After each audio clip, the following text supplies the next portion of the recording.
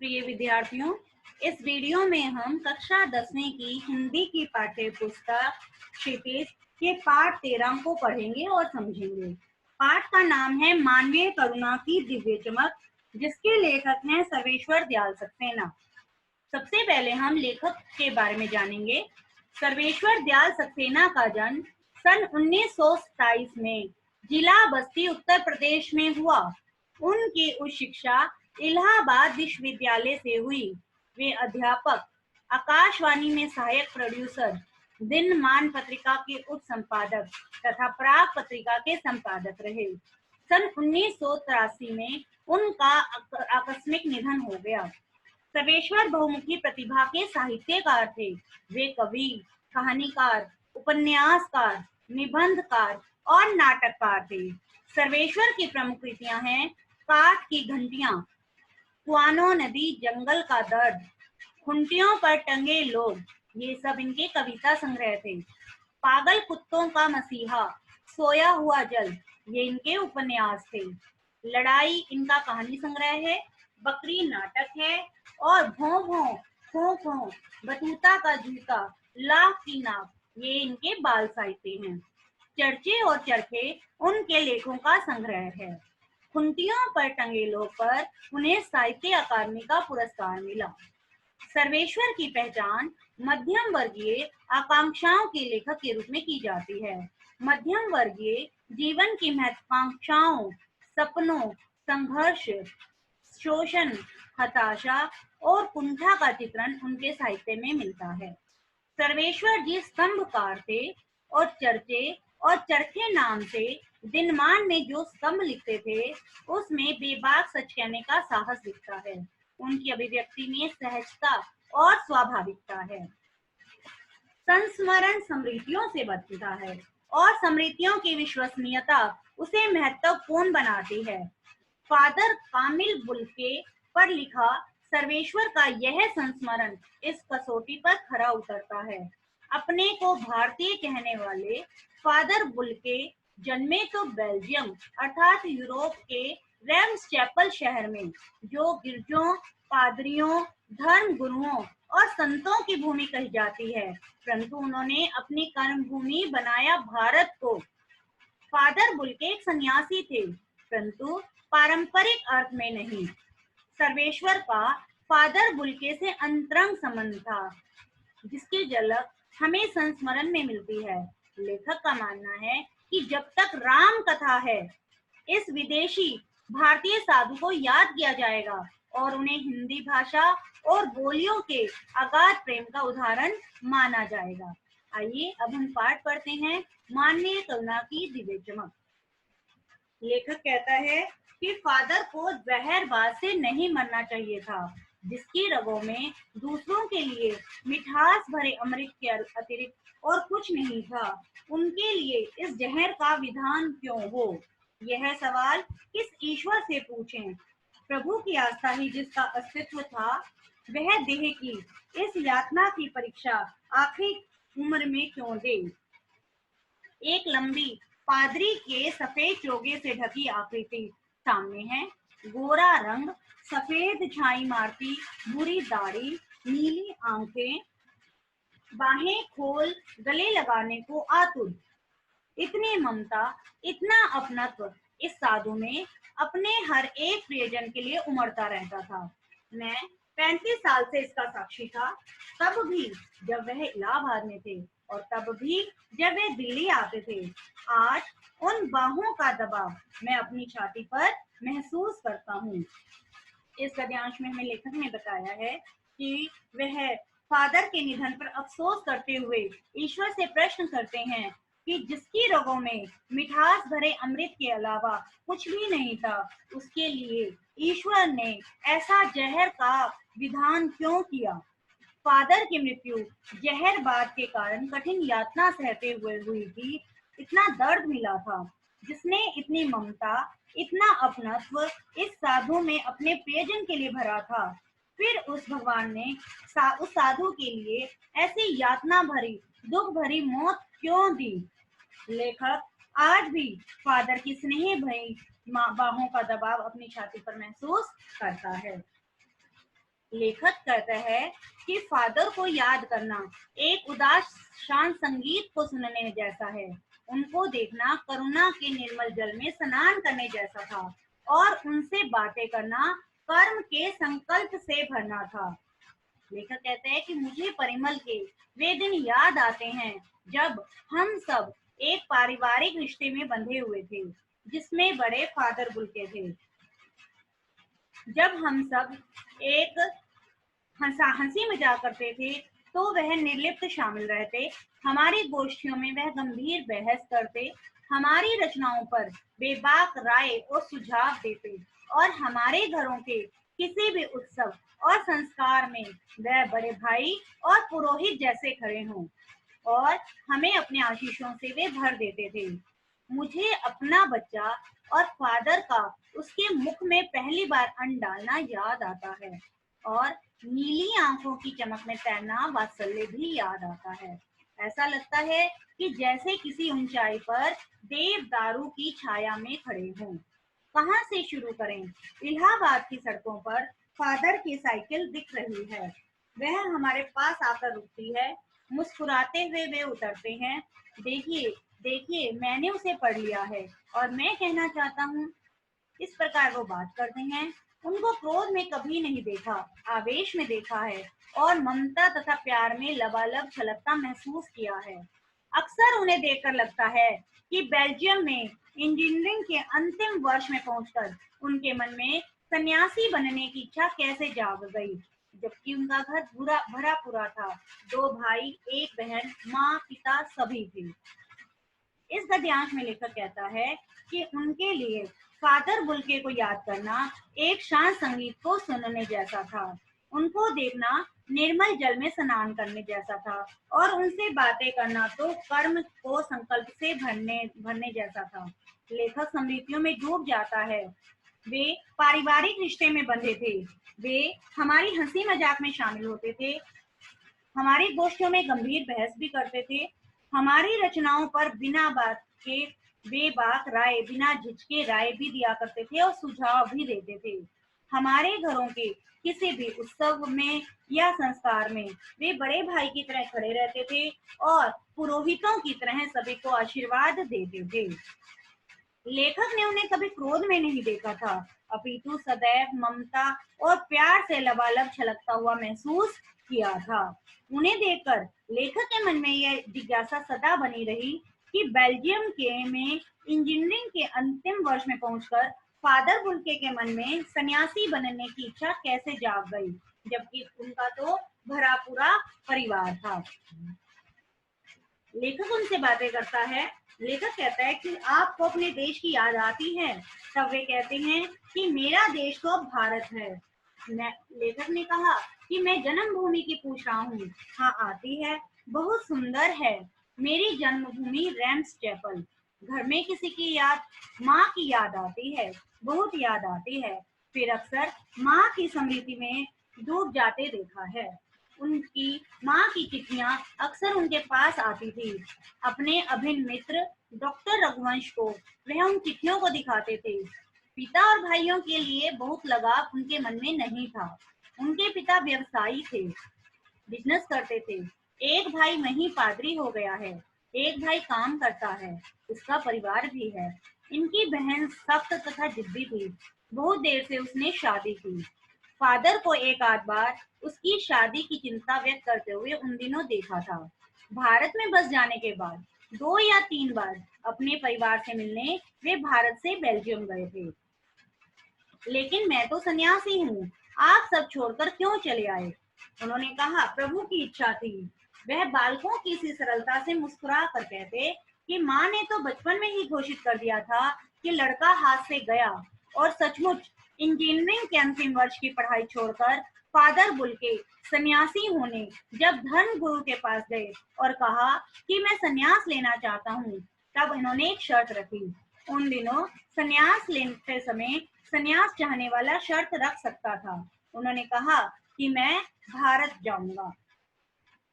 इस गद्यांश में लेखक कहता है कि लेखक जब उनसे पूछता था कि तुम्हें अपने देश की याद आती है, तो वे अक्सर यही कहते थे कि मेरा देश तो भारत ही है। हाँ, रैम्स जन्मभूमि रैम्स चैपल की मुझे याद आती है। माँ की भी बहुत याद आती है। वे अक्सर माँ की स्मृतियों में डूब जाते थे।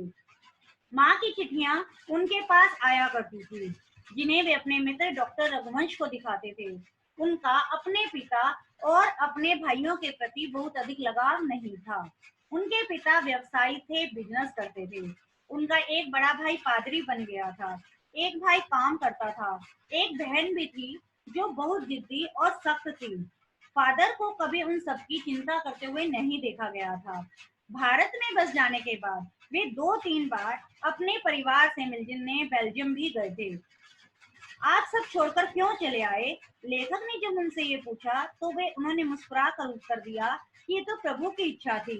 उन्होंने बताया कि मेरी माँ ने तो बचपन में ही घोषित कर दिया था कि लड़का हाथ से गया, और सचमुच इंजीनियरिंग की अंतिम वर्ष की पढ़ाई छोड़कर सन्यासी होने के लिए वे धर्मगुरु के पास चले गए और कहा कि मैं सन्यास लेना चाहता हूँ, और शर्त रख दी कि मैं भारत जाऊंगा। भारत जाने की इच्छा का कारण पूछने पर उन्होंने कुछ नहीं बताया। लेखक कहता है कि भारत जाने की बात क्यों उठी थी, नहीं जानता, बस मन में थी। उन्होंने कहा कि मैं नहीं जानता। उनकी शर्त मान ली गई और वह भारत आ गए। पहले जिसे संघ में 2 साल पादरियों के बीच उन्होंने धर्माचार की पढ़ाई की। फिर 9-10 वर्ष दार्जिलिंग में पढ़ते रहे। कलकत्ता से इन्होंने बीए किया और फिर इलाहाबाद से इन्होंने एमए की। उन दिनों डॉक्टर धीरेन्द्र वर्मा हिंदी विभाग के अध्यक्ष थे। शोध प्रबंध प्रयाग विश्वविद्यालय के हिंदी विभाग में रहकर 1950 में इन्होंने काम पूरा किया। राम कथा उत्पत्ति और विकास परिमल पत्रिका में उसके अध्याय पढ़े गए थे। फादर ने मातरलिंग के प्रसिद्ध नाटक ब्लू बर्ड का रूपांतर भी किया है, नील पंछी के नाम से। बाद में वह सेंट जेवियर्स कॉलेज रांची में हिंदी तथा संस्कृत विभाग के विभाग अध्यक्ष हो गए, और यहीं उन्होंने अपना प्रसिद्ध अंग्रेजी हिंदी कोश तैयार किया और बाइबिल का अनुवाद भी किया। और वे यहीं बीमार पड़ गए और पटना आए और चले गए 47 वर्ष देश में रहकर और 73 वर्ष की जिंदगी जीकर। इस गद्यांश में फादर बुल्के ने भारत में आकर जिसेट संघ में धर्माचर्य की पढ़ाई शुरू की। 9-10 वर्ष वे दार्जिलिंग में पढ़ते रहे। कोलकाता से इन्होंने बीए और इलाहाबाद से इन्होंने एमए पास की। प्रयाग विश्वविद्यालय के हिंदी विभाग में रहकर सन 1950 ईस्वी में इन्होंने राम कथा उत्पत्ति और विकास शोध प्रबंध पूरा किया। मातरलिंग के प्रसिद्ध नाटक ब्लू बर्ड का इन्होंने रूपांतर नील पंछी के नाम से किया। सेंट जेवियर्स कॉलेज रांची में हिंदी और संस्कृत विभाग के ये विभाग अध्यक्ष रहे, और यहीं इन्होंने अंग्रेजी हिंदी शब्दकोश तैयार किया और बाइबिल का अनुवाद भी किया। वे वहीं बीमार पड़ गए। फिर वे पटना से दिल्ली आए और 47 वर्ष में भारत में रहकर 73 वर्ष की जिंदगी जीकर इस संसार से चले गए। लेखक ने आगे बताया कि फादर बुल्के संकल्प से सन्यासी थे। कभी कभी लगता है कि वे मन से सन्यासी नहीं थे। रिश्ता बनाते थे तो तोड़ते नहीं थे। 10 साल बाद मिलने के बाद भी उनकी गंध महसूस करते थे। वह जब भी दिल्ली आते लेखक से जरूर मिलते, खोज कर समय निकाल कर। गर्मी सर्दी बरसात झेल कर मिलते, चाहे 2 मिनट के लिए ही सही। यह कौन सन्यासी करता है? उनकी चिंता हिंदी को राष्ट्रभाषा के रूप में देखने की थी। हर मंच से इसकी तकलीफ बयान करते, इसके लिए अकाट्य तर्क देते। बस इसी एक सवाल पर ही उन्हें झुंझलाते देखा गया था, और हिंदी वालों द्वारा ही हिंदी की उपेक्षा पर दुख करते हुए उन्हें पाया है। घर परिवार के बारे में, निजी दुख तकलीफ के बारे में पूछना उनका स्वभाव था, और बड़े से बड़े दुख में उनके मुख से सांत्वना के जादू भरे 2 शब्द सुनना एक ऐसी रोशनी से भर देता था जो किसी गहरी तपस्या से जन्मती है। हर मौत दिखाती है जीवन को नई राह। मुझे अपनी पत्नी और पुत्र की मृत्यु याद आ रही है, लेखक ने कहा, और फादर के शब्दों से झलकती विरल शांति भी। लेखक ने बताया कि फादर बुल्के तो कभी संकल्प से सन्यासी लगते थे, तो कभी मन से सन्यासी लगते थे। एक बार रिश्ता बनाकर तोड़ना उनके स्वभाव में नहीं था। दसियों साल बाद मिलने पर भी वह वही पुराने अपनत्व की उनसे महक आती थी। वे जब भी दिल्ली आते थे तो चाहे गर्मी हो, सर्दी हो, बरसात हो, उसको झेलते हुए और खोज कर मुझसे मिलने जरूर आते थे, चाहे वे 2 मिनट के लिए ही आते थे। उन्हें हिंदी को राष्ट्रभाषा के रूप में देखने की चिंता थी, जिसके लिए वे हर मंच पर अपना दुख प्रकट करते थे। उन्हें केवल इसी बात पर झुंझुलाते हुए देखा गया था, और हिंदी वालों द्वारा हिंदी की उपेक्षा करने पर उन्हें बहुत दुख होता था। घर परिवार के बारे में पूछना, निजी दुख तकलीफ के बारे में पूछना उनका स्वभाव था। बड़े से बड़े दुख में उनके मुख से सांत्वना के स्वर सुनकर राहत मिलती थी। लेखक को अपने पुत्र की और अपनी पत्नी की मृत्यु पर फादर के शब्दों में झरती हुई ध्वनि शांति प्रदान कर देती थी। लेखक आगे कहता है कि आज वह नहीं है, दिल्ली में बीमार रहे और पता ही नहीं चला। बाहें खोलकर इस बार उन्होंने गले नहीं लगाया। जब देखा तब वे बाहें दोनों हाथों की सूजी उंगली को उलझाए ताबूत में जिस्म पर पड़ी थी। वह जो शांति बरस रही थी उनके चेहरे पर, वह आज भी स्थिर थी। तरलता जम गई थी। वह 18 अगस्त 1982 को सुबह 10 बजे का समय था। दिल्ली में कश्मीरी गेट के निकलसन कब्रगाह में उनका ताबूत एक छोटी सी नीली गाड़ी में से उतारा गया। कुछ पादरी, रघुवंश जी का बेटा और उनके परिजन राजेश्वर सिंह उन्हें उतार रहे थे। फिर उन्हें उतारकर एक लंबी संकरी उदास पेड़ों की घनी छांव वाली सड़क से कब्रगाह के आखिरी छोर तक ले जाया गया, जहां धरती की गोद में सुलाने के लिए कब्र अवाक मुंह खोले लेती थी। ऊपर करील की घनी छां थी और चारों ओर कब्रें और तेज धूप के वृत्त थे। जैनेन्द्र कुमार, विजयन स्नातक, अजीत कुमार, डॉक्टर निर्मला जैन और मसीही समुदाय के लोग पादरीगण उनके बीच में गैरिक वसन पहने इलाहाबाद के प्रसिद्ध विज्ञान शिक्षक डॉक्टर सत्य प्रकाश और डॉक्टर रघुवंश भी, जो अकेले उस संकरी सड़क की ठंडी उदासी में बहुत पहले से खामोश दुख को किन्हीं अपरिचित आहटों से दबे हुए थे, सिमट आए थे कब्र के चारों तरफ। फादर की देह पहले कब्र के ऊपर लिटाई गई। मसीही विधि से अंतिम संस्कार शुरू हुआ, रांची के फादर पास्कल कोयना के द्वारा। उन्होंने हिंदी में मसीही विधि से प्रार्थना की।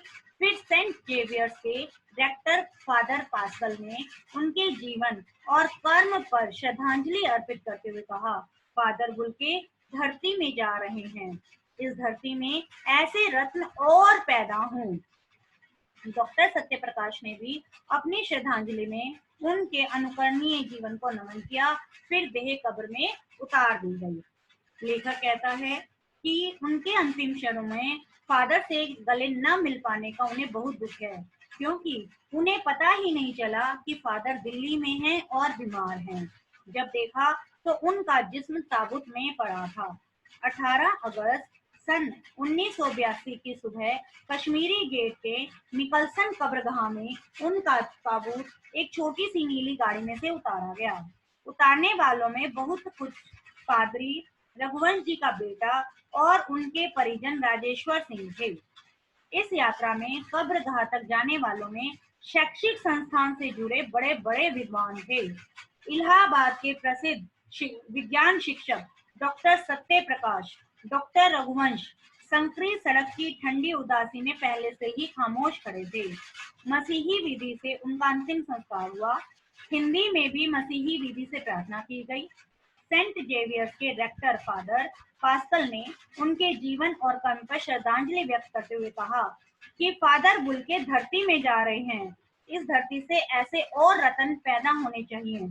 डॉक्टर सत्यप्रकाश ने भी अपनी श्रद्धांजलि में उनके अनुकरणीय जीवन को नमन किया। फिर उनकी देह कब्र में उतार दी गई। लेखक कहता है कि इस तरह हमारे बीच से वह चला गया जो हम में से सबसे अधिक छायादार, फल फूल गंध से भरा और सबसे अलग, सबका होकर सबसे ऊंचाई पर मानवीय करुणा की दिव्य चमक में लहलाता हुआ खड़ा था, जिसकी स्मृति आज हम सबके मन में जो उनके निकट थे किसी यज्ञ की पवित्र आग की आंच की तरह आजीवन बनी रहेगी। मैं उस पवित्र ज्योति की याद में श्रद्धानत हूँ।